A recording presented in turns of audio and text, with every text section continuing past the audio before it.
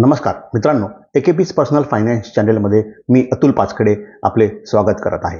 गेल्या काही वर्षात बऱ्याच स्मॉल व मीडियम एंटरप्राइजेस म्हणजेच SMEs आपले IPOs घेऊन येत आहेत आणि गुंतवणूकदार सुद्धा त्या SMEs IPOsला चांगला प्रतिसाद देत आहेत. परंतु गेल्या काही महिन्यात अशा घटना व घडामोडी घडल्या, त्यामुळे गुंतवणूकदारांमध्ये SME IPO स्पेसबद्दल शंका निर्माण झालेली आहे. तर या पार्श्वभूमीवर या व्हिडिओमध्ये SME IPO स्पेस काय आहे, अशा त्या कुठल्या घटना व घडामोडी आहेत आणि या घटनांवर त्या आमच्या सारख्या गुंतवणूकदारांनी कसा प्रतिसाद द्यावा याबद्दलचा विचार आपण या व्हिडिओमध्ये करणार आहे. गेल्या दीड शतकात भारतामध्ये SMEsची प्रचंड वाढ होत आहे. हे SMEs नवीन कल्पना व स्ट्रॅटेजीजवर आधारित नवीन बिझनेस घेऊन बाजारात उतरत आहेत. त्यांच्या या युनिकनेसमुळे त्यांना अर्थव्यवस्थेत एक महत्त्वाचे स्थान निर्माण झालेले आहे. परंतु SMEsना वाढण्यासाठी लागणारा भांडवल व पैसा हा सहजासहजी उपलब्ध नाही. त्यामुळे भारत सरकारने काही योजना राबविल्या आहेत. त्यापैकी एक योजना म्हणजे या SMEsना आपले इनिशियल पब्लिक ऑफरिंग्स म्हणजे IPO घेऊन पब्लिक फंडिंगद्वारे पैसा गोळा करण्याची मुभा दिलेली आहे. परंतु IPO लॉन्च करण्यासाठी बऱ्याच जाचक अशा अटी आहेत, परंतु सरकारने त्या SMEsसाठी फार मोठ्या प्रमाणात शिथिल केले आहे. जसे की लिस्टिंग फी कमी केलेली आहे, मिनिमम भांडवल व असेट्स याची मर्यादा सुद्धा कमी केली आहे. सर्वात महत्त्वाचे म्हणजे BSEने 2012 या वर्षी BSE SME व 2013 या वर्षी NSEने NSE इमर्ज यासारखे SME IPO प्लॅटफॉर्म उपलब्ध करून दिलेले आहेत, जेणेकरून SMEs आपले IPOs इथे लॉन्च करतील आणि पब्लिक फंडिंगद्वारे पैसा गोळा करतील. त्याचप्रमाणे जे गुंतवणूकदार आहेत त्यांना सुद्धा या SMEsच्या वाढीचा फायदा होईल. या उद्देशाने चालू केलेल्या सरकारच्या उपक्रमाला चांगला प्रतिसाद मिळाला. मी स्क्रीनवर एक टेबल म्हणजे तक्ता शेअर करत आहे, ज्यामध्ये 2012 ते 2023 या काळामध्ये दरवर्षी किती SMEsने IPO सक्सेसफुली लॉन्च केले व त्यांनी याद्वारे किती पैसा गोळा केला आहे याचे विवरण दिलेले आहे. हे विवरण बघता आपल्या असे लक्षात येईल की सुरुवातीच्या काळाला गुंतवणूकदार व SMEs यांचा प्रतिसाद याला कमी होता, परंतु वर्षागणिक ही संख्या वाढत गेलेली आहे. आणि या SME IPOंना मुख्यतः इंडिव्हिज्युअल इन्व्हेस्टर व हाय नेटवर्थ इंडिव्हिज्युअल्स यांनी चांगला प्रतिसाद दिलेला आहे. आपण हे विवरण जर बारकाईने बघितले तर आपल्या असे लक्षात येईल की 2021 नंतर IPO घेऊन येणाऱ्या SMEsची संख्या वाढलेली आहे व त्यांनी पब्लिक फंडिंगद्वारे गोळा केलेल्या पैशामध्ये प्रचंड वाढ होते आहे. याचा दाखला घेण्यासाठी मी स्क्रीनवर BSE SME IPO इंडेक्सचा मंथली टाईम फ्रेमचा एक चार्ट शेअर करतो आहे. हा चार्ट बघितल्यावर आपल्या असे लक्षात येईल 2012 ते 2020 या पिरियडमध्ये हा चार्ट एकदम स्टॅटिक होता, परंतु जानेवारी 2021 नंतर मात्र याने उंच भरारी मारलेली आहे व हायर हाय व हायर लोज करत मे 2024 म्हणजे याच महिन्यात उच्चांक गाठलेला आहे. जर आपण जानेवारी 21 पासून ते मे 2024 मधल्या उच्चांक गाठलेल्या दिवसापर्यंत जर बघितले तर या इंडेक्सने 5102.54% एवढे प्रचंड रिटर्न दिलेले आहे. यावरून आपल्याला SME IPO किती लोकप्रिय आहे याची कल्पना येईल.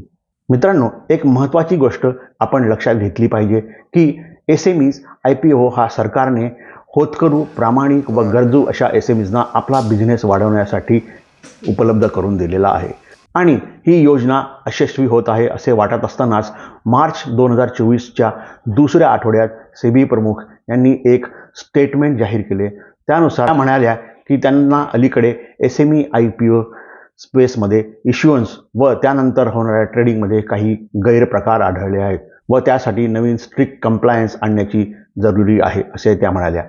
हे स्टेटमेंट जाहीर होताच SME IPO इंडेक्स हा 10% पर्यंत घसरला, परंतु नंतर मात्र तो सावरला. या गोष्टीला 2 महिने पूर्ण होण्याच्या आत SEBIने लागोपाठ 2 शोकॉज नोटीस इश्यू केलेल्या आहेत.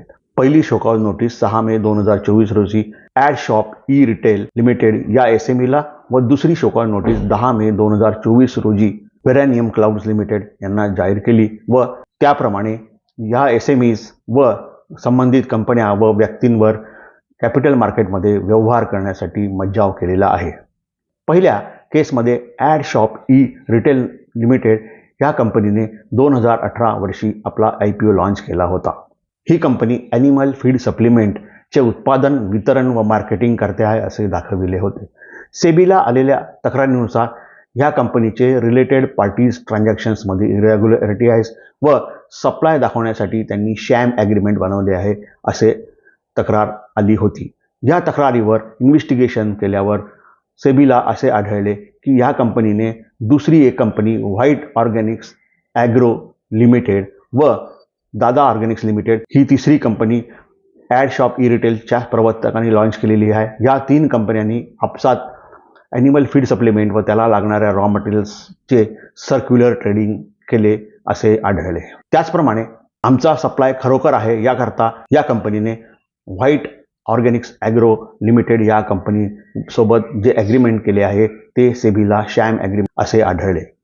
खरेदी विक्रीचे रेकॉर्ड अकाउंट्स मॅनिप्युलेट करून ह्या SMEने गुंतवणूकदारांची फसवणूक केली आहे. त्यामुळे ही कंपनी व्हाईट ऑर्गॅनिक्स ॲग्रो, दादा ऑर्गॅनिक्स व त्या संबंधित प्रमोटर्स यांना कॅपिटल मार्केट्समधून पुढील आदेशास्तवर व्यवहार करण्यास सेबीने बंदी घातलेली आहे. दुसऱ्या वेरानियम क्लाउड लिमिटेड या केसमध्ये या कंपनीने सप्टेंबर 2022 मध्ये IPO लॉन्च करून 40.39 करोड रुपये जमा केलेले आहे. IPO ऑफर डॉक्युमेंटनुसार यातील जास्तीत जास्त निधी 3 कंटेनराइज एज डाटा सेंटर्स व 3 फ्लॅगशिप डिजिटल लर्निंग सेंटर्स याच्या उभारणीसाठी वापरण्यात येईल असे नमूद केले होते.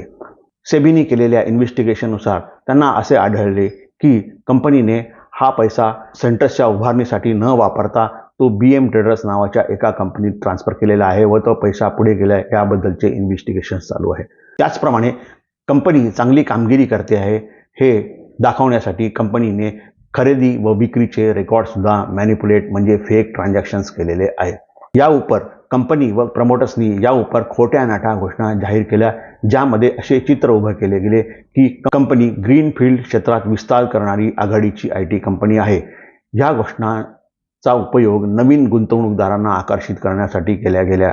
त्यानंतर कंपनीने आपल्या शेअर्सची किंमत कृत्रिमरित्या वाढवली व चढत्या भावामध्ये इतर गुंतवणूकदारांना विकून आपल्या स्वतःचा नफा केलेला आहे आणि अशा रीतीने गुंतवणूकदारांची फसगत केलेली आहे.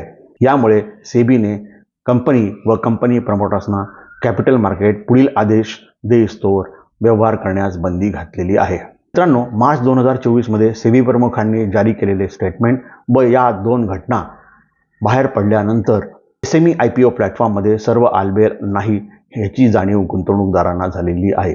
काही एक्सपर्ट्सच्या मते तर हा एक टिप ऑफ द आइसबर्ग आहे. त्यामुळे अजून काही भयंकर बाहेर पडते का याबद्दलची भीती पसरू लागलेली आहे. SME IPO स्पेस ही प्रामाणिक, होतकरू व गरजू अशा SMEजना आपला बिझनेस वाढवण्यासाठी पब्लिक फंडिंग करावे या उद्देशाने चालू केलेला होता. परंतु ॲड शॉप ई रिटेल व वेरानियम क्लाउड सारख्या एलिमेंट्सनी यामध्ये प्रवेश करून त्या सवलतींचा गैरफायदा घेत आहेत असे सेबीला आढळून आलेले आहे. या पार्श्वभूमीवर तुमच्या आमच्यासारख्या गुंतवणूकदारांनी कसे रिॲक्ट करावे व त्याला काय प्रतिसाद द्यावा, तर माझ्या मते अशा वातावरणात गुंतवणूकदारांनी SME IPO स्पेसपासून काही काळ दूर राहिलेले बरे. माझा या वाक्याचा अर्थ असा लावू नये की सगळे SMEs मॅनिप्युलेटिव्ह आहेत, परंतु आपले हार्ड अर्न मनी गुंतवण्यासाठी अनेक सुरक्षित व कमी जोखमीचे पर्याय उपलब्ध आहेत, त्याचा फायदा आपण घ्यावा.